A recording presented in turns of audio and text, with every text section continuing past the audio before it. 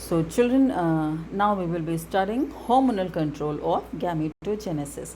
Half of the things you already know because these things are similar to that of what you study at the level of class 10th. So, just few things added. Rest of the things are similar. So, please don't be scared of this flow chart. When you go through this, things will become easier for you. This flow chart seems to be quite weird, I mean, quite tricky, quite confusing. But once you understand the concept, things will be very, very clear to you.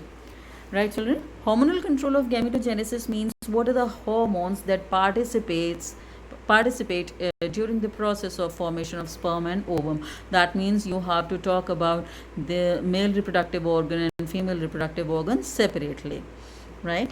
So let us start with this explanation. I have drawn few main contents here. Let me choose another color so that you understand better.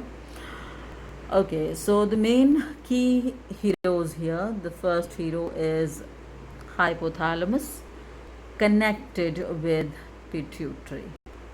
Right there, already you have studied the diagram in 10th and 11th, both the classes. So I don't have to tell you how hypothalamus is connected to pituitary.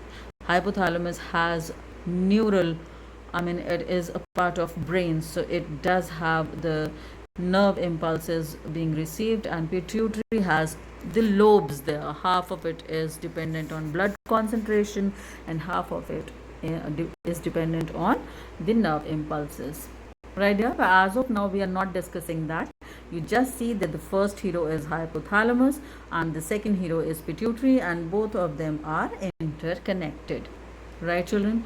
Just when you are studying this, recall that what are the hormones that are released from pituitary, right? And what is the connection between hypothalamus and pituitary? If you remember my words, I always used to say that if pituitary is the master gland, its secretions control other endocrine glands of the body, but pituitary too is under someone's control, and that someone here is hypothalamus.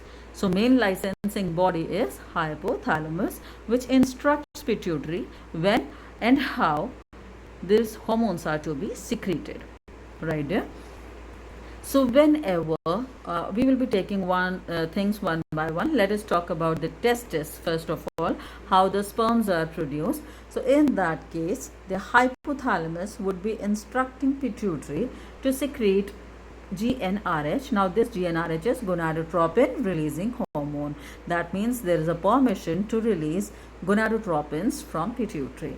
So this gonadotropin releasing hormone would be allowing pituitary to release GTH. GTH is gonadotropin hormone. Gonadotropin, gonads are testis and ovary are the gonads, and any hormone that can stimulate these two gonads is a gonadotropin hormone, right? Two are there. This is something familiar. One is FSH and the other one is LH. So till here the things are common to testis and ovary, both sides. Here too you have FSH and LH. Now what you have to learn is the impact. What is the impact of FSH? And FSH is a follicle stimulating hormone, LH is luteinizing hormone, and how they affect the testis or the structures present in the testis. I have put the arrow here. If you can see, we know that within the testis we have Sertoli cells, within the testis we have Leydig cells, and wherever we talk about Sertoli cells, we always talk in combination with seminiferous tubule, because within the seminiferous tubule only you have the Sertoli cells, right there. So FSH, the follicle stimulating hormone, goes to Sertoli cells, stimulates Sertoli cells because they are nerve cells. They need to provide nourishment to the developing embryo, developing sperms.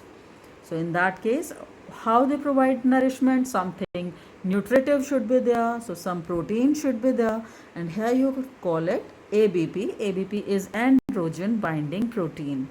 Why we are calling it androgen binding protein? Because androgens are male hormone. Here the male hormone is testosterone. So any protein that can bind to testosterone so that the developing sperms can take nutrition out of it, right? So ABP is the Androgen binding protein is the nutritive content secreted from Sertoli cells to provide nourishment to the developing sperm. This is one function. Another important function of Sertoli is secretion of inhibin. Now, inhibin, as the name suggests, inhibin does the function of inhibiting something. So this is a spy. It keeps a check on, okay, testosterone is made in lesser concentrations or higher concentration.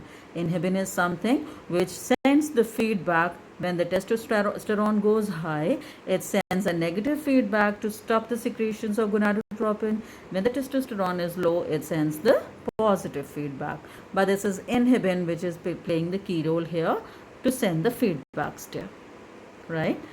Second one was LH. How you will learn it? LH is luteinizing hormone, L luteinizing, L Leydig, right? So LH would be going to Leydig cells, and Leydig cells are important for secretion of this hormone testosterone, right? And why testosterone is needed? Because this is the male hormone which is involved in the process of formation of sperm inside the seminiferous tubules. Right here. This is the half content that we have completed. Now go to the right side, ovary. I'm using another color because again you'll get confused. So let me take purple. Now come to the ovary side.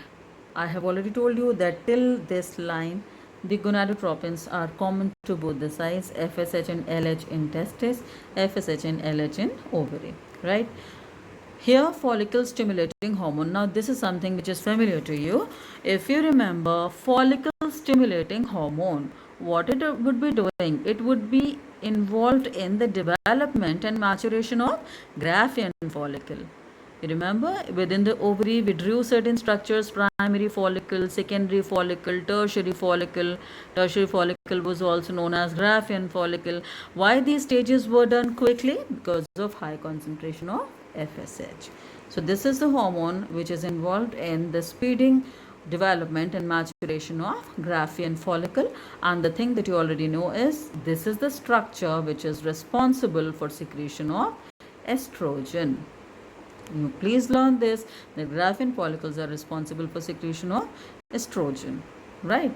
The second gonadotropin is LH, luteinizing hormone. Luteinizing hormone does two things, right?